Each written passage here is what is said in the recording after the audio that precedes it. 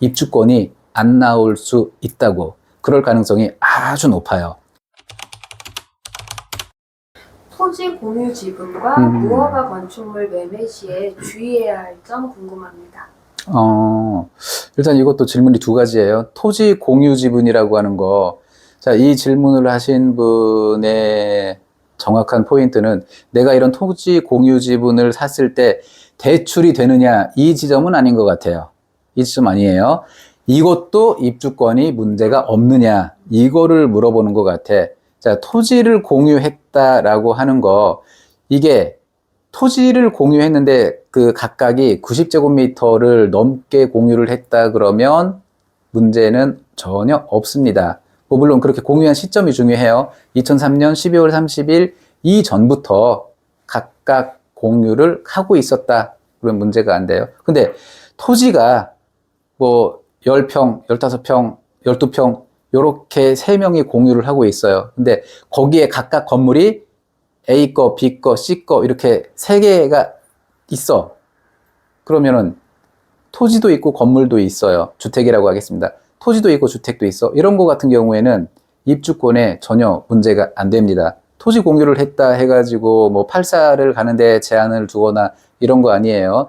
아까 말씀드렸지만 원빌라하고 전환다세대만 아니면 팔사에 갈 수 있는 자격이 있는 거예요. 그리고 토지 공유, 아까 잠깐 말씀드렸지만 이런 토지 공유에 대해서는 대출이 잘 안 되더라고요. 근데 어떤 것들은 정확하게 그 측량으로 확정을 지어 놓은 게 있어요. 요만큼은 A 거, 여기에 건물이 뭐 디귿자 형식으로 있어. 그것도 A 거. 요렇게 해서 측량을 이미 해 놓은 것들은 대출이 가능해요. 근데 어디가 어딘지, 어디까지가 내 거고 어디까지가 네 건지 불명확한 거 이런 건 대출이 안 나옵니다. 참고하시고요. 무허가도 마찬가지예요. 무허가를 내가 샀을 때, 자, 표현에 주의하셔야 됩니다. 내가 무허가를 샀을 때 이게 입주권이 있는 거냐 없는 거냐, 이게 굉장히 중요한 거예요. 무허가가 항층 무허가가 있고, 그리고 확인원이 있는 무허가가 있어요. 무허가 건물 확인원이라는 서류가 있습니다. 구청에 가면 발급이 돼요. 그게 없는 것들은 항공 촬영으로 해서 81년도 이전에 이 건물이 존재했다, 없었다, 있었다, 요거를 체크해는 겁니다.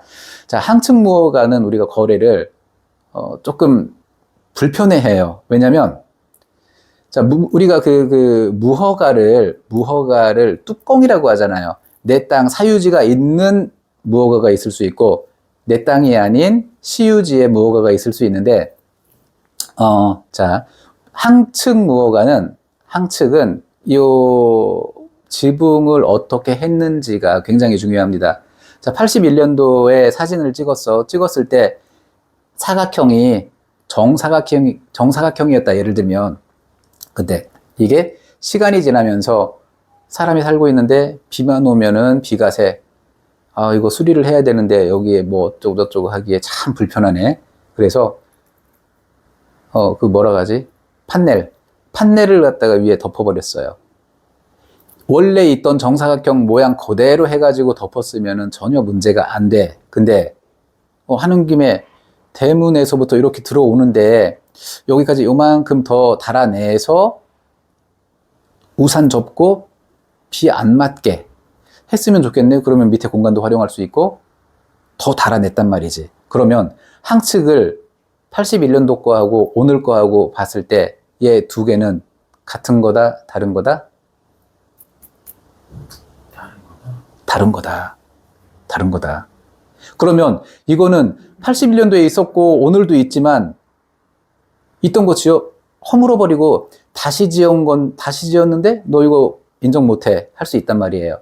입주권이 안 나올 수 있다고. 그럴 가능성이 아주 높아요. 근데 무허가 건물 확인원이 있는 무허가는 지분 개량해도 문제 없어요. 왜? 이미 원래부터 이거 있던 놈이야 라고 인정을 해줬잖아.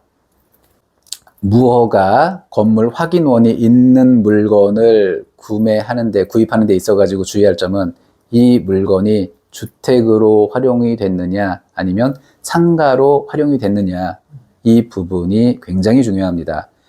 무허가 주택으로 활용된 경우에 입주권이 나와요. 무허가 상가로 근생으로 활용된 경우에 입주권이 없습니다.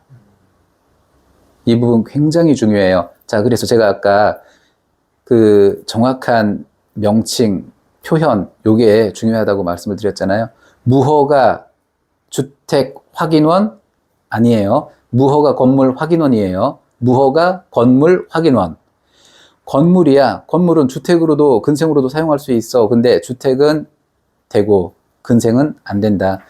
이거를 대부분이 잘 알면 중개하는 분들이 알아서 거르고 당신 거는 거래 못 합니다라고 잘라주면 좋은데 그렇지 않더라는 거예요. 몰라서 파는 경우가 발생된다. 네. 그럼 지금 주택으로 하고 있지만은 과거 몇 년 전에 근생으로 쓴 이력이 있다면 그런 경우에는 입주권이 나올 수 있을까요? 그거 아주 좋은 질문인데요. 그 부분에 자, 우리 그 뭐라고 할까? 호적에 빨간 줄이 갔어요. 그럼 어떻게 되는 겁니까? 빨간 줄이 없어질 방법이 있나요? 뭐 파란색으로 바뀌고 그러나? 계속 남아 있습니다. 네. 계속 남아 있습니다. 네. 그 부분 굉장히 조심할 부분이에요. 마지막으로 부동산 투자자라면 한남뉴타운을 꼭 한 번은 알아둬야 된다라는 이유가 있으면 짧게 들어보고 마무리를 하겠습니다. 용산 한남뉴타운은 제가 아까 서두에서도 말씀드렸는데 강남 3구하고 한남, 용산, 그리고 성수 이렇게 5개는 자, 제가 표현해서 강남 3구라고 했습니다. 예를 들어 여기서 확장을 해서 강남 4구, 강남 5구라고 미래의 어느 날 그렇게 확장된 표현이 심심찮게 돌아다닐 것이다 라고 저는 생각을 하고 있어요.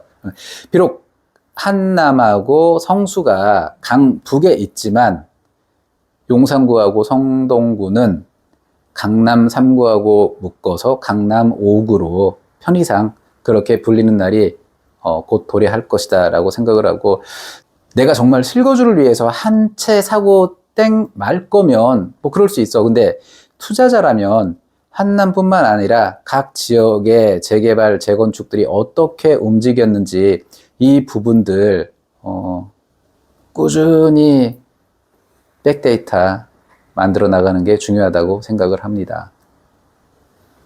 네. 오늘 감사합니다, 대표님. 네, 감사합니다.